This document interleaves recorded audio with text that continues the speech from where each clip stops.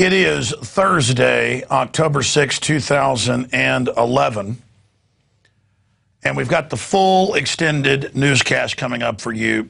You know, in the last 3 or 4 years, I've had different cable networks, different satellite systems say, we'd like you to produce a daily news show. We'd like to pick it up. We'd like you to move to Los Angeles, New York, London, places like that, Dallas, be able to do it. And I'm busy with a syndicated radio show that reaches now millions of people a day. About 2 million on AM and FM, another million or so on the internet. And we've started doing a show. And I've said this is a live beta test here. It's 7:21 Central, 8:21 Eastern. The guys were all here. They were all ready hours ago. I was busy getting packed up and ready to go occupy the Federal Reserve protest tomorrow in Dallas, kicking that off nationwide. And quite frankly, the crew hadn't eaten in about 6, 7 hours, and we got some chicken, came in from a local Mexican place. And what is the name of that place? It's so awesome. Pollo Rico. I got to give that place a plug over here in South Austin.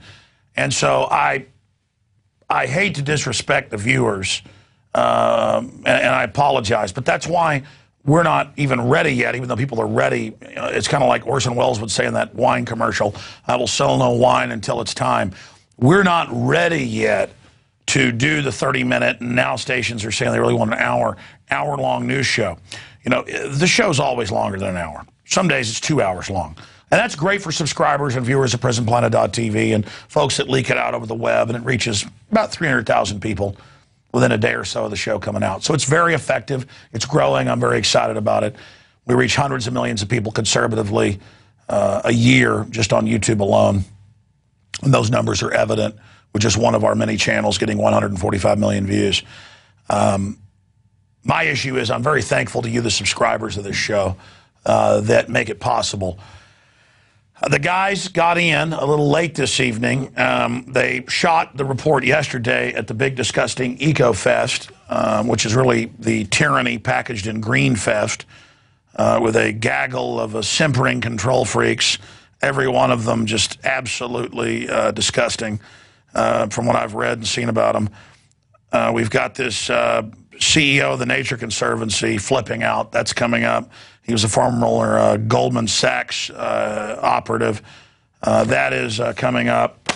And I'm going to try to contain myself during it, but watching it while they were putting it together, it really makes me see red. There's something about fake, cunning, militarized yuppies acting all friendly, but having that predator look at you.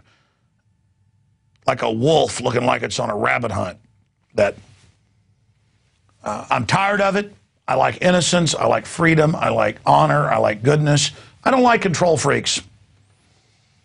And nothing makes me more angry than Goldman Sachs. They have totally screwed this country over. They are the biggest owner of the private Federal Reserve. They have bankrupted countless nations. They spend decades getting their people in as prime ministers and presidents so they can gut countries. And they take countries like Argentina, that was the jewel of South America, had a higher standard of living than North America. And just within years, it's an absolute hellhole with just starving families everywhere, homeless people everywhere, destroyed. I mean, these people are locust vampires. And when I think about what they've done to people, it just makes me want to throw up. I actually get a bad taste in my mouth. I am so disgusted. I don't even hate these people. I want to uncloak them. I want to reveal them, and I want to bring them to justice. And that's happening with Ken Lay and the carbon taxes and Goldman Sachs and all of them. And we're going to occupy the Fed. Now, I know we had a bunch of news pieces come in tonight. The guys went down to the Occupy Austin event, and they're going to have that footage tomorrow. Rob Jacobson just rolled in with our other reporter and has incredible footage for you tomorrow night from Occupy Wall Street in New York. And I start thinking about the responsibility we've got, the fact that we're reaching millions of people, that we've built this system, and that we're really now about to take the training wheels off and go to the next level. I mean, with our training wheels on, we've reached hundreds and hundreds and hundreds and hundreds of millions of people. Quite a responsibility. This is teleprompter-free news. This is what I really believe. This is what I really think. This is who I really am. So if I blow up sometimes and flip out on air, It's because I'm not seeing my family much. Saw them about an hour this morning, drove home today, saw them for about 30 minutes. And I'm not complaining about that. It's just that I love my children and my wife so much that it makes my heart hurt. But I'm here. I'm here at 7:25 at night, about to do a whole news transmission for you, and so is my crew. Because if we don't do this, we don't have a future. But in that process of spending, let's be conservative, 16 hours a day reading legislation, reading documents, the greater of an understanding I get of things, the more I get angry, because I realize there's this class of people worldwide. They could be black, they could be white, they could be Hispanic, they could be Asian, they could be, you name it. But they're the predators. They're the people that use the general population's ignorance. Like, I have an instinct to want to show somebody how to change a tire, or how to show somebody how to catch a fish, or how to show somebody how to plant a garden. I have an instinct to want to help an old person across the street. And it's not because I'm a good person. I just have a good human tribal understanding that if I help others, it helps me. That's just basic survival. But we're designed, if we're normal, to have a good feeling when we do that. I have a good feeling when I have family over and make them a bunch of food and bring it out. I have a good feeling when I knock a bully's teeth out.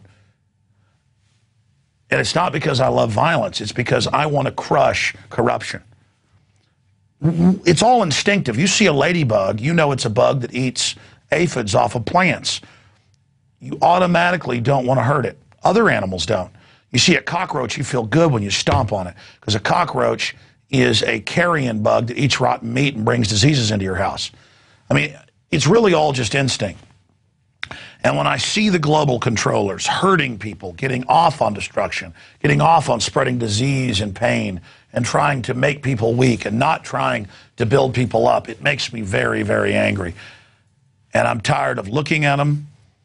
I'm tired of seeing all their lies. I mean, when you study this stuff for a long time, you know the next thing they're going to say before they say it. And it's just, you want people to see them. You want people to know the con. You want justice. You don't want criminals. See, the evil people out there are just a few degrees away from what I am. I know how the world works, and I want to empower people and build them up. These are people that are smart and know how the world works, but they go, hey, most people don't know this. I'm going to use this to cheat people. What? And then they think that gets them ahead. It doesn't get them ahead.